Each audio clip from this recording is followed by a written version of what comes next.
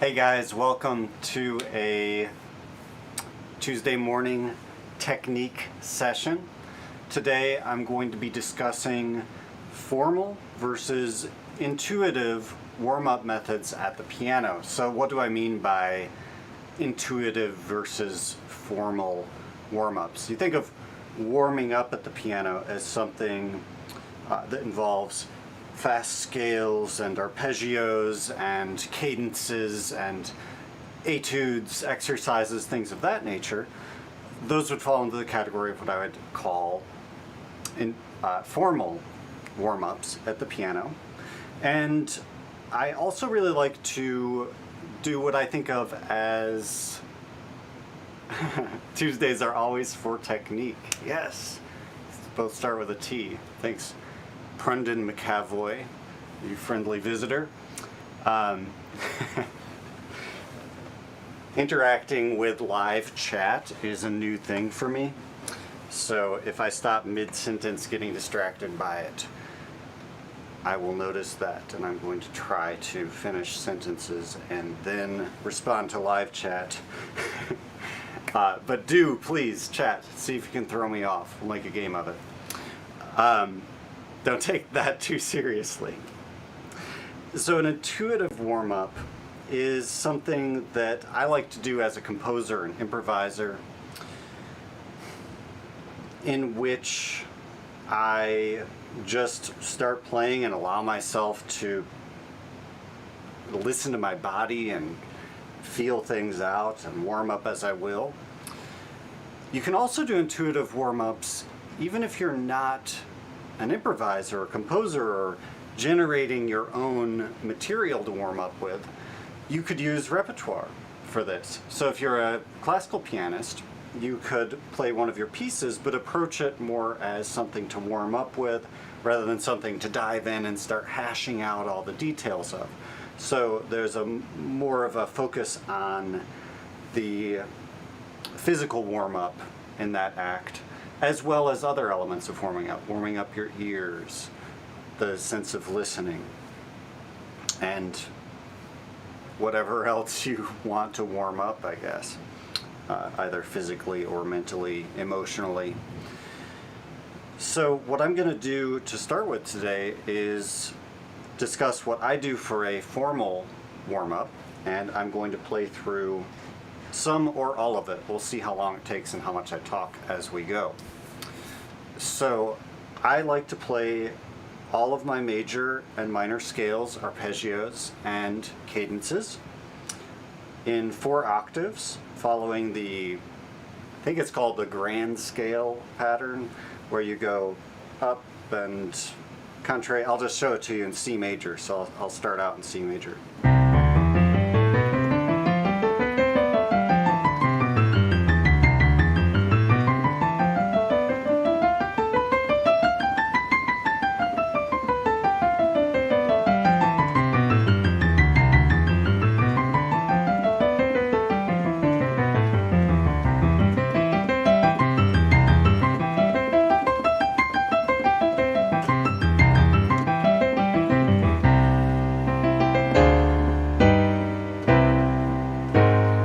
Modulate to C sharp major or D flat major, whatever you want to call it, and continue that. So I can play these scales pretty fast, but as I'm warming up, I like to bring an element of the intuitive side of warming up into it by listening to my body, starting slow, and in listening to my body and listening to the sounds, I become aware of the condition of my hand, my body. I'll be paying attention to anything that comes up, anything that beckons the attention can be paid attention to here, and either observed for self-knowledge or recognized as something to do something about. Let's say I notice I have a crick in my neck. First I want to just observe that and relax it a little bit. And then I might assess that after a few scales, I want to get up and loosen that up a little bit, or do some self-massage, or do an exercise with it. Breathing techniques, all of that can be part of warm-ups too. So I'm already talking about intuitive warm-ups infused into the formalized warm-ups. And this is something I highly encourage my students to do.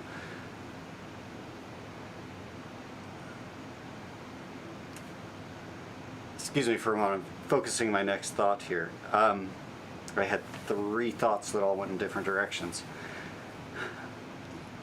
The primary one that I want to grab right now is that a danger to avoid is always running through a highly mechanical warm-up that lacks other elements of what I'm talking about. So the element of it that involves listening to the sound that you're making. A lot of people will just rattle through scales. You know, this is the typical sound you hear if you walk through any conservatory in the United States and maybe elsewhere. So you just hear all this, especially in the morning. And I'm not saying that those students aren't listening. They may very well be. But it certainly is symptomatic of advancing students to get into this blood, sweat, and tears kind of self-torment of rattling through technique like there's something to accomplish beyond simply knowing yourself and expressing yourself. There's a great deal to be gained in expanding one's technical capacity at the instrument in self-expression and in being able to play repertoire that you want to play, especially as a classical pianist. But I do think that this should be approached with sensitivity as well. So that's what I'm going to be doing, and I'm going to run through, I'll do my major scales, see where we're at with time then. Something you'll notice, if I make a mistake or stumble in one of them, or one doesn't feel right, which often happens to me, I'll run through that one again and do a few exercises within it. Okay, I'm going to turn my microphone down since the white noise is a little loud, and enjoy playing some scales. Hope you enjoy too.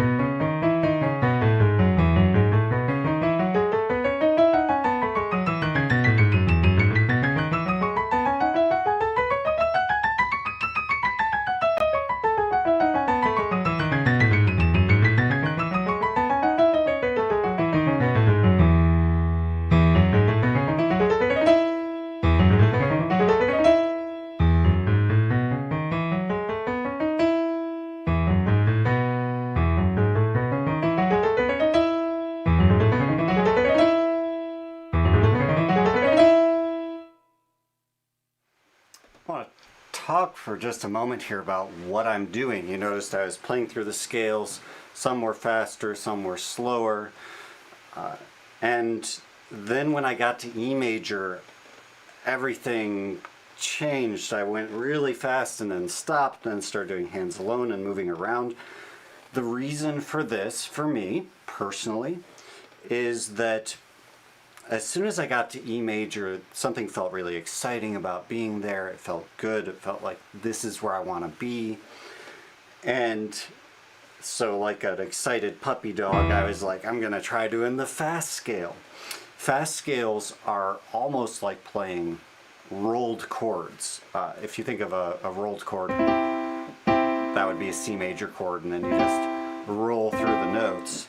Doing a scale, you can almost think of the first three notes like a chord and just roll through them, and then do the thumb crossing, and then you link those together.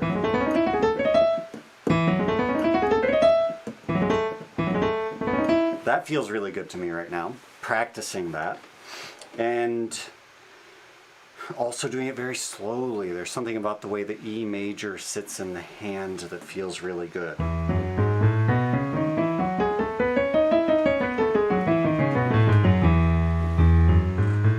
There's something in my ears that really want to listen to the connection between every sound when I'm playing this key right now. So this is a place where I'm going to bridge from formalized warm-ups into more and more intuitive warm-ups. I'm going to keep doing the E major scale for a while, probably 2 or 3 minutes. And then I'm going to branch out and start improvising some patterns that are going to feel like good places for warm-up work for me.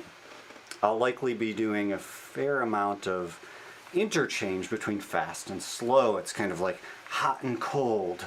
You know, that can be very therapeutic, doing hot water and then cold water, icing and then heating. So fast and slow as part of the warm-up. Slow to feel and listen and breathe and check in, and fast to really get the blood flowing and the mind racing, ready for anything that might come around the corner in your practice session, your performance, your playing. It's a form of conditioning the mind and the body as part of the warm-up. So I'm going to keep doing that now.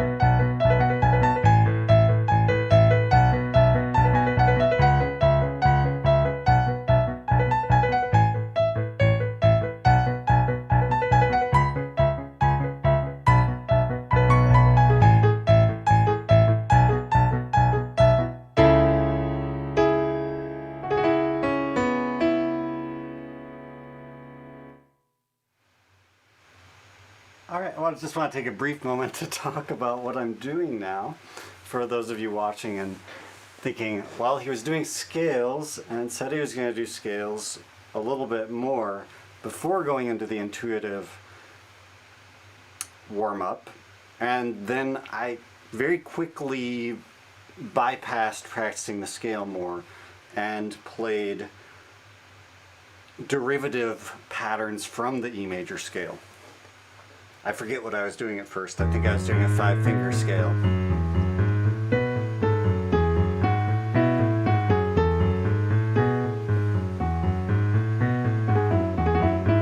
Something like that, where improvisation and scale patterns started to mix and then gradually metamorphosed into a kind of free play improvisation, going from thing to thing, pattern to pattern as they emerged. Now, practically speaking, if you are a pianist who is not typically comfortable with improvising, or you haven't done a lot of improvising, how can you get into this? There are some steps you can take. Improvising and composing is not some magical gift of an ability that some people have and some people don't. Some people may have the gift of being more inclined to do it, more natural, as it were, at unleashing and releasing inhibitions in a way to improvise. If you don't improvise much and you're not sure where to start, you could begin with doing random patterns within 5-finger scales. Here's a way to do that. So a 5-finger scale would be, put your thumb on any white key. You can do any combination of white keys, just 5 fingers. Or if you know the scales with the black keys too, you can do those as well. But I'm just going to do a C 5-finger scale with a little broken chord and a blocked chord. Man, that feels good. I love 5-finger scales. They feel so evenly balanced in the hand.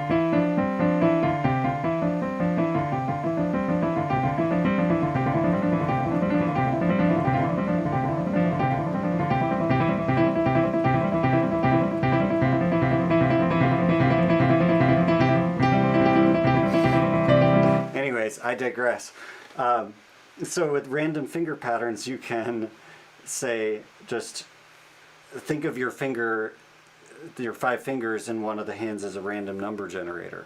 4, 2, 5, 1. And let's say 3 out of 4 of each one of these are going to be long notes, and then 1 out of 4 will be short notes. 3 out of 4 will be short notes, and then every 4 or so will be long notes.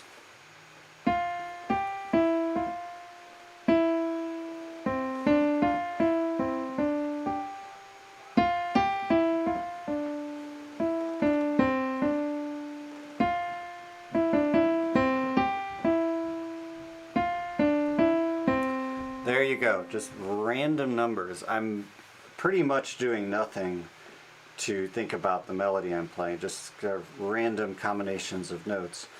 And to make it sound really nice, you can just go to a low position in the left hand and do a 1 and 5, and then there you got yourself a immediate improvised tune.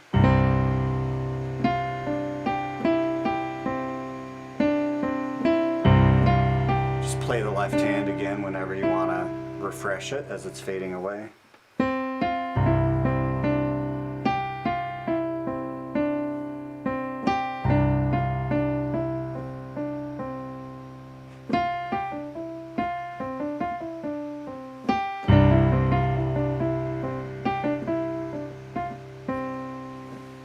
Switch hands.